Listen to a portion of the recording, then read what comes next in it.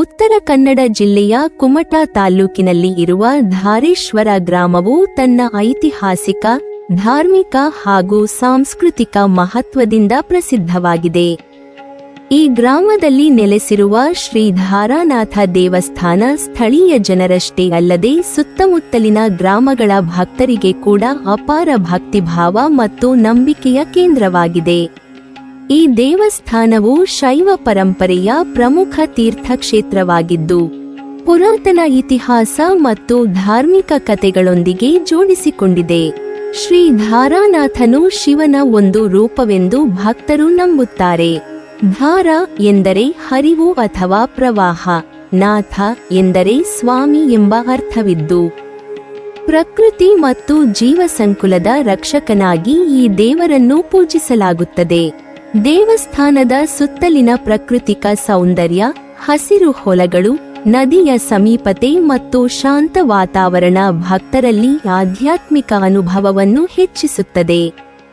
ಈ ದೇವಸ್ಥಾನದ ಇತಿಹಾಸ ಬಹಳ ಪುರಾತನವಾಗಿದೆ.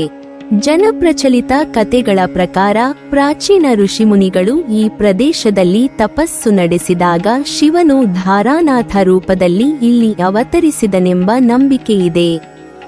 ಕಾಲಕ್ರಮೇಣ ಸ್ಥಳೀಯ ರಾಜರು ಹಾಗೂ ಭಕ್ತರು ದೇವಸ್ಥಾನವನ್ನು ಅಭಿವೃದ್ಧಿಪಡಿಸಿದ್ದು, ಇಂದಿಗೂ ಅದರ ಪುರಾತನ ಶಿಲ್ಪಕಲೆ ಮತ್ತು ಸರಳವಾದ ವಾಸ್ತುಶೈಲಿ ಗಮನ ಸೆಳೆಯುತ್ತದೆ.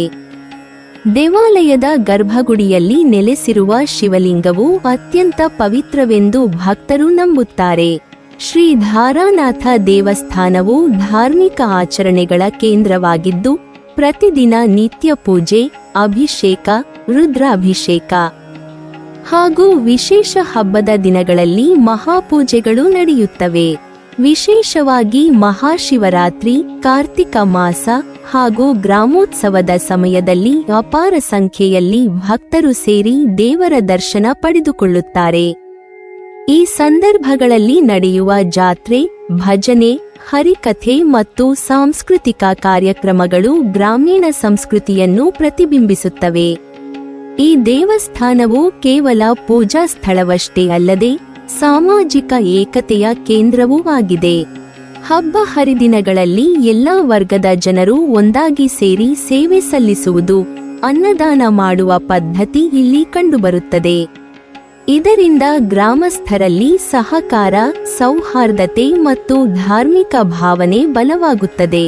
ಒಟ್ಟಾರೆ ಶ್ರೀ ಧಾರಾನಾಥ ದೇವಸ್ಥಾನವು ಧಾರೇಶ್ವರ ಗ್ರಾಮದ ಧಾರ್ಮಿಕ ಗುರುತು ಮಾತ್ರವಲ್ಲದೆ ಉತ್ತರ ಕನ್ನಡ ಜಿಲ್ಲೆಯ ಆಧ್ಯಾತ್ಮಿಕ ಪರಂಪರೆಯ ಒಂದು ಮಹತ್ವದ ಅಂಗವಾಗಿದೆ.